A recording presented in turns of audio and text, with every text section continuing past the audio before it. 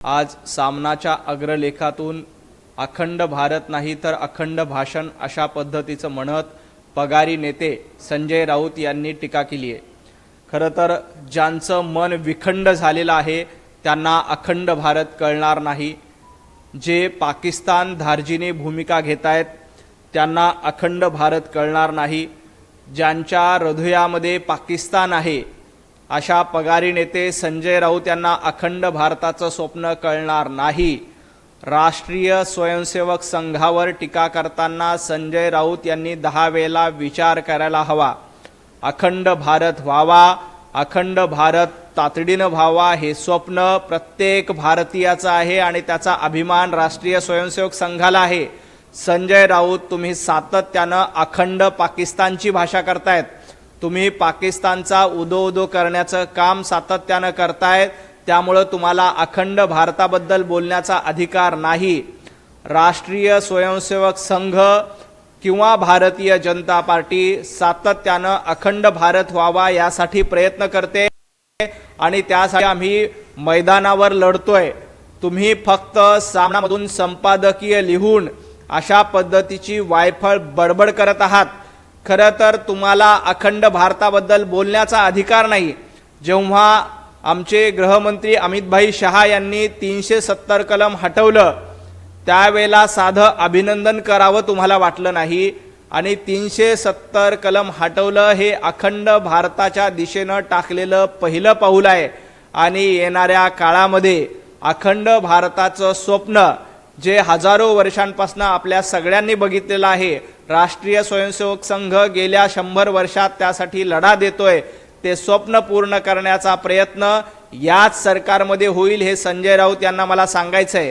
पगारी नेते संजय राऊत हे पाकिस्तानची भूमिका घेत आहेत, त्यांना निशान ए पाकिस्तान मिळावा, पाकिस्तानचा सर्वोच्च नागरिक सन्मान मिळावा यासाठी अशा पद्धतीनं पाकिस्तान धार्जिणी भूमिका, पाकिस्तानच्या समर्थनात अग्रलेख लिहिण्याचं काम संजय राऊत यांच्या माध्यमातून सुरू आहे। तुम्ही कितीही पाकिस्तानच्या बाजूने असे अग्रलेख लिहा, त्याचा लोकांवर काहीही परिणाम होणार नाही। तुम्ही पाकिस्तान धार्जिणे आहात, तुम्ही पाकिस्तानची प्रवक्तेगिरी करतायत हे वेळोवेळी सिद्ध होतंय आणि आजचा अग्रलेख त्याचाच उत्तम नमुना आहे, कारण तुम्ही अग्रलेखातून अखंड भारतावर टीका करताय।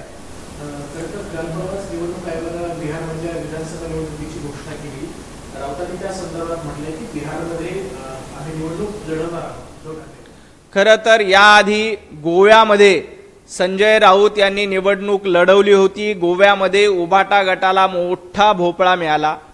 त्यानंतर उत्तर प्रदेशमध्ये उभाटा गटानं निवडणूक लढली होती, त्यावेळेला उभाटा गटाला आणि संजय राऊत यांना मोठा भोपळा मिळाला। आता देखील त्यांना विचारायचंय की बिहारमध्ये संजय राऊत आणि उभाटा गट किती जागा लढणार आहेत? बिहारमध्ये उभाटा गट निवडणूक लढणार आहे का? बिहारमध्ये त्यांच्यात हिम्मत असेल, त्यांच्यात दम असेल तर बिहारमध्ये जाऊन निवडणूक लढा। बिहारमध्ये देखील तुम्हाला भोपळा मिळल्याशिवाय राहणार नाही। आणि तुम्ही काय म्हणतायत की बिहारमधल्या मतदारांना विकत घेतलं जातंय, महाराष्ट्रातल्या मतदारांना तुम्ही विकत घेतलं होतं असा देखील आरोप करतायत। तुम्ही अशा पद्धतीनं लाडक्या बहिणींचा अपमान करतायत, बिहारच्या मतदारांचा अपमान करतायत। विधानसभेला तुम्ही महाराष्ट्राच्या मतदारांचा अपमान केला होता आणि त्यानंतर महाराष्ट्राच्या मतदारांनी तुम्हाला तुमची जागा दाखवून दिली। 90 जागा तुम्ही महाराष्ट्रात लढल्या, तुम्हाला 20 जागा निवडून आणता आल्या नाहीत।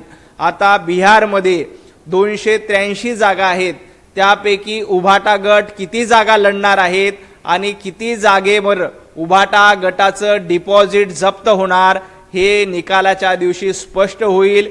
बिहारमध्ये देखील संजय राऊत आणि उभाटा गटाला मोठा भोपळा मिळाल्याशिवाय राहणार नाही।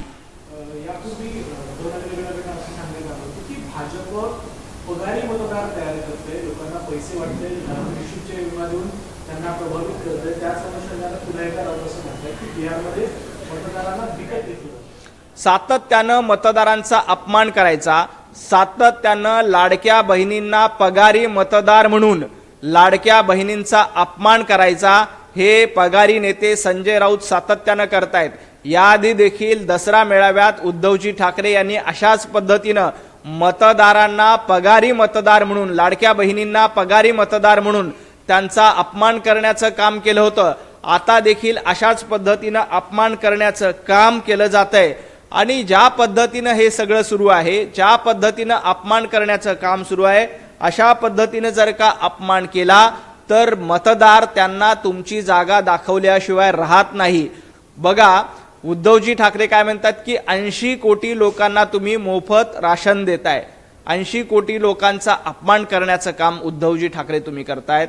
आमच्या लाडक्या बहिणी ज्या स्वतःच्या पायावर 1,500 रुपये महिन्याला मिळून स्वतःचा व्यवसाय करण्याचा प्रयत्न करतायत, स्वाभिमानानं जगण्याचा प्रयत्न करतायत, त्या लाडक्या बहिणींचा स्वाभिमानाला ठेच पोहोचवण्याचं काम उद्धवजी ठाकरे आणि संजय राऊत सातत्यानं करतायत। त्यांचा पगारी म्हणून जर का तुम्ही अपमान करणार असाल तर महाराष्ट्रात तुम्हाला तुमची जागा दाखवून दिली, पण येणाऱ्या महापालिका निवडणुकीत देखील या आमच्या लाडक्या बहिणी तुम्हाला तुमची जागा दाखवून दिल्याशिवाय राहणार नाहीत। संजय राऊत असं म्हणताय की ठाणे, नाशिक, मुंबईमध्ये आता मनसे आणि उद्धव ठाकरेच्या शिवसेनेची युती जवळपास निश्चित झाली आहे। खरं तर मनसे आणि उभाटा गटाची युती झाली किंवा नाही झाली त्याचा भारतीय जनता पार्टीवर काहीही परिणाम होणार नाही।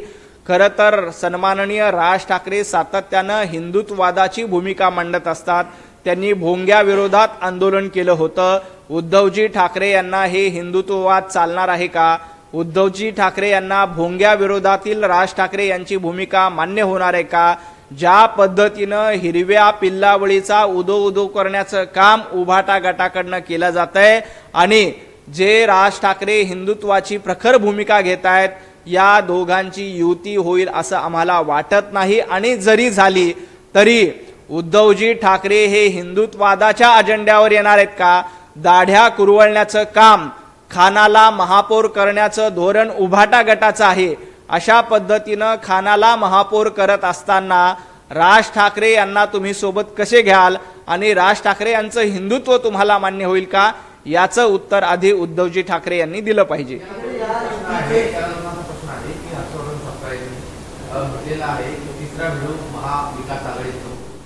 खरं तर यांची गटबाजी सुरू झालेली आहे। मनसेला सोबत घेणार म्हटलं की काँग्रेसच्या पोटामध्ये दुखायला लागलंय। काँग्रेसला माहित आहे की मनसे हा आक्रमक हिंदुत्ववादी पक्ष आहे आणि अशा पद्धतीचा आक्रमक हिंदुत्ववादी पक्ष महाविकास आघाडीमध्ये आला तर आपल्या दाढ्या कुरवळणाऱ्याचं जे मतदान आहे ते मतदान आपल्याला मिळणार नाही। अफजल खानाचे जे वंशज पिल्लावळ आहे त्यांचं मतदान आपल्याला मिळणार नाही। त्यामुळे काँग्रेसला देखील मनसे आपल्यासोबत नको। आता उद्धवजी ठाकरे काँग्रेसला दूर ठेवतील का? उद्धवजी ठाकरे काँग्रेसला सोडून देतील का? कारण बघा, यांच्या तिन्ही पक्षाची जेव्हा आघाडी झाली होती तेव्हा यांची आघाडी वैचारिक नव्हती। यांची आघाडी फक्त देवाभाऊंच्या पाठीत खंजीर खुपसायचा, भाजपच्या पाठीत खंजीर खुपसायचा, एवढ्यासाठीच 2019ला महाविकास आघाडीची स्थापना झाली होती। हे नकली चाणक्य संजय राऊत यांनी ही महाविकास आघाडी एकत्र करण्यासाठी प्रयत्न केला होता, परंतु महाराष्ट्रातल्या जनतेनं विधानसभेच्या निवडणुकीत या महाविकास आघाडीला त्यांची जागा दाखवून दिली। आता देखील हर्षवर्धन सपकाळ म्हणतायत की आम्हाला तिसऱ्या भिडूची गरज नाही। कदाचित उद्धवजी ठाकरे हर्षवर्धन सपकाळ यांना लात मारतील, कारण आता आम्हाला राज ठाकरे जवळ आल्यानंतर काँग्रेस नको, अशा पद्धतीनं काँग्रेसला लात मारण्याचं काम उद्धवजी ठाकरे यांच्याकडनं होईल। याआधी देखील उद्धवजी ठाकरे हे स्वार्थासाठी आपल्या जुन्या मित्राला सोडून देतात, हे महाराष्ट्रानं बघितलंय। त्यामुळे आता देखील अशा पद्धतीनं काँग्रेसला लात मारण्याला उद्धवजी ठाकरे अजिबात कमी करणार नाहीत, कारण त्यांना वाटतंय की मनसे सोबत आल्यानंतर आपला फायदा होईल। परंतु मुंबईकरांनं एक निश्चित केलेलं आहे की मुंबई असेल किंवा महाराष्ट्रातल्या सर्व महापालिका, जिल्हा परिषद असतील, या सर्व महापालिका जिल्हा परिषदेमध्ये सन्माननीय मुख्यमंत्री देवेंद्रजी फडणवीस, एकनाथजी शिंदे, अजितदादा पवार यांच्या महायुतीला साथ मिळणार आहे आणि मुंबईवर भगवा फडकणार आहे। संभाव्य एंट्रीमुळे महाविकास आघाडीच्या अंतर्गत दाखल स्पष्टपणे समोर येईल असं निश्चितपणे लाथाळ्या काय, एकमेकांचे पाय खेचण्याचं काम सुरू आहे, एकमेकांना लाथा मारण्याचं काम सुरू आहे आणि ही सुरुवात आहे. आगे आगे देखो होता है क्या. हे जेव्हा 4 जण 3 जण एकमेकांना सीट शेअरिंग करायला लागतील, एकमेकांसोबत बसायला लागतील, जेव्हा राज ठाकरे हिंदुत्वाचा मुद्दा मांडतील, राज ठाकरे निवडणुकीमध्ये भोंग्याचा मुद्दा मांडतील, राज ठाकरे ज्या पद्धतीनं याकूब मेननच्या कबरीवर ज्यांनी सुशोभीकरण केलं होतं त्याच्यावर टीका करतील, तेव्हा यांच्या लाथाळ्या अजून समोर येतील. ये तो शुरुआत है, आगे आगे देखो होता है क्या. महाविकास आघाडीच्या या अंतर्गत लाथाळ्यामागे काही अदृश्य शक्ती वगैरे आहे? अजिबात गरज नाही. अदृश्य शक्तीची तर अजिबात गरज नाही. यांची एकमेकांना पाडण्यामध्ये शक्ती जाणार आहे. तुम्ही विधानसभेच्या निवडणुकीला बघितलं, यांच्या मागे कुठलीही अदृश्य शक्ती नव्हती. यांच्या मागे एकमेकांच्या लाथाळ्या, एकमेकांची बंडाळी हेच कारणीभूत आहे. कारण यांचं धोरण काहीच नाहीये. यांचं एकमेव धोरण आहे की सत्ता मिळवणं, वाटेल त्या पद्धतीनं सत्ता मिळवणं, एवढंच महाविकास आघाडीचं धोरण आहे. आणि त्या धोरणाला नाकारण्याचं काम कुठलेही वैचारिक अजेंडा नसताना काँग्रेस आणि उभाटा गट एकत्र आलं. आता उभाटा गटानं तर स्वतःला काँग्रेसच्या दावणीला बांधून घेतलेलं आहे. आता ते राज ठाकरेंसोबत जातात का हे बघावं लागेल. सत्तेत बसलेले लोक संविधान मानवते असं संजय राऊतांनी संजय राऊतांनी संविधानाच्या गप्पा करू नयेत. संविधान हे भारतीय जनता पार्टी, पंतप्रधान नरेंद्र मोदीजी यांना प्रिय आहे. संविधानाची हत्या जर का कुणाच्या काळामध्ये झाली असेल तर ती काँग्रेसच्या काळामध्ये झाली होती. एकदा दोनदा नाही तर 100 वेळा संविधानाची मोडतोड करण्याचं काम, संविधान बदलण्याचं पाप कुणी केलं होतं तर काँग्रेस सरकारनं केलं होतं. भारतीय जनता पार्टी, पंतप्रधान नरेंद्र मोदीजी हे संविधानानुसार काम करतात आणि आम्हाला त्याचा अभिमान आहे. संजय राऊत, तुम्हाला संविधानाचा इतकाच पुळका असेल तर इंदिरा गांधींचा निषेध करण्याची हिंमत दाखवा. ज्या पद्धतीनं संविधानावर बंदी घालून, संविधान लॉकअपमध्ये टाकून या देशामध्ये आणीबाणी लादण्याचं काम इंदिरा गांधींनी केलं होतं, संविधान पायदळी तोडवण्याचं काम इंदिरा गांधी यांनी केलं होतं, त्याबद्दल संजय राऊत यांनी एखादा सामनातून अग्रलेख लिहावा.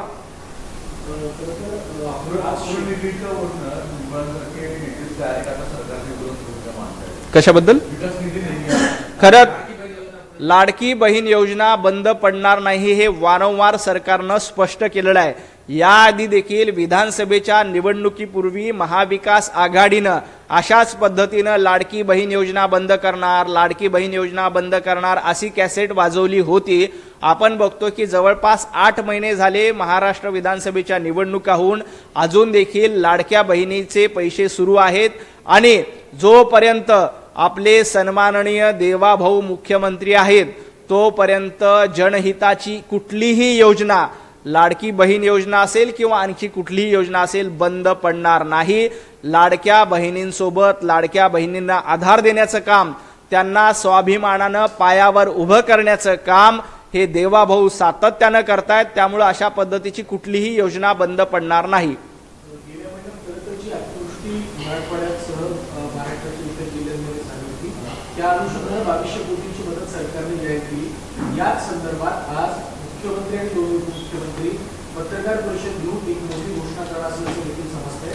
काय अपेक्षा आहे, काय प्रकारची मदत शेतकऱ्यांसाठी जाहीर केली? मुख्यमंत्री सन्माननीय देवेंद्रजी फडणवीस यांनी याआधीच जाहीर केलं होतं की दिवाळीच्या पूर्वी ज्यांचं नुकसान झालंय अशा प्रत्येक शेतकऱ्यांच्या खात्यामध्ये भरघोस मदत दिली जाईल. आज कॅबिनेटची बैठक आहे. याआधी देखील 2,500 कोटीचा पहिला हप्ता आपण नुकसानग्रस्त शेतकऱ्यांना दिलेला आहे. आज देखील अशाच पद्धतीची भरघोस मदत आमच्या शेतकऱ्यांना मिळणार आहे. जे शेतकरी संकटग्रस्त आहेत त्या शेतकऱ्यांना आधार देण्याचं काम, त्यांना पाठीशी भक्कमपणे उभं राहण्याचं काम हे देवाभाऊ आणि महायुतीचं सरकार निश्चितपणे करेल. आज राज्य मंत्रिमंडळाची बैठक झाल्यानंतर त्याबद्दल आनंदाची बातमी आपल्या शेतकऱ्यांना मिळेल आणि दिवाळीच्या पूर्वी प्रत्येक शेतकऱ्यांच्या खात्यामध्ये मदत पोहोचवण्याचं काम राज्य सरकारच्या वतीनं केले जाईल. जे बांधावर जाऊन माझ्या हातात काही नाही, मी काही देऊ शकत नाही असं म्हणत होते, त्यांच्यासाठी ही सनसनीत चपराक असेल. काय गंभीर प्रकार दिल्लीमध्ये सर्वोच्च न्यायालयामध्ये घडला. देशाचे सर्वोच्च न्यायाधीश सरन्यायाधीश भूषण गवई यांच्यावरती बुक फेकून मारण्याचा प्रकार घडला, त्यावर देशभरातून प्रतिक्रिया उमटतात. पंतप्रधान असतील किंवा सर्वांनीच या संदर्भात निषेध. सरन्यायाधीश माननीय श्री भूषणजी गवई यांच्यावर ज्या पद्धतीनं अशा हल्ला झाला त्या प्रवृत्तीचा आम्ही निषेध करतो. या देश घटनेने चालतो, हा देश संविधानानं चालतो. अशा पद्धतीनं सर्वोच्च न्यायालयाच्या सरन्यायाधीशांवर एखादा व्यक्ती हल्ला करत असेल तर त्याच्यावर तातडीनं कारवाई झाली पाहिजे आणि पंतप्रधान नरेंद्र मोदीजी स्वतः या घटनेकडे लक्ष देऊन आहेत आणि तातडीनं कारवाई केली जाईल. अशा प्रवृत्तीचा वारंवार निषेध आम्ही करतो. याचं कुणीही समर्थन करत नाही. अशा पद्धतीचे भ्याड हल्ले जो कोणी करतायत त्यांना जशास तशी शिक्षा दिली जाईल. हा जो हल्ला झाला, या हल्ल्याकडे आपण बिहार निवडणुकीच्या अनुषंगाने यामागे काही धागे राहू शकतात का? विरोधकांची नाही, त्यात केंद्र सरकार त्याची योग्य ती चौकशी करेल.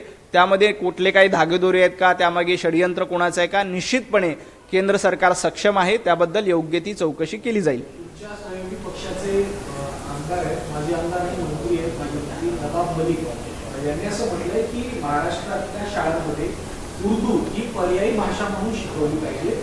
याआधीच मराठी आणि हिंदीचा वाद पेटला होता आणि त्यावर मोठं राजकारण झालं होतं. त्यातच आता नवाब मलिक महाराष्ट्रातल्या सगळ्या शाळेमध्ये पर्यायी म्हणून उर्दू शिकवण्याची काहीही गरज नाही.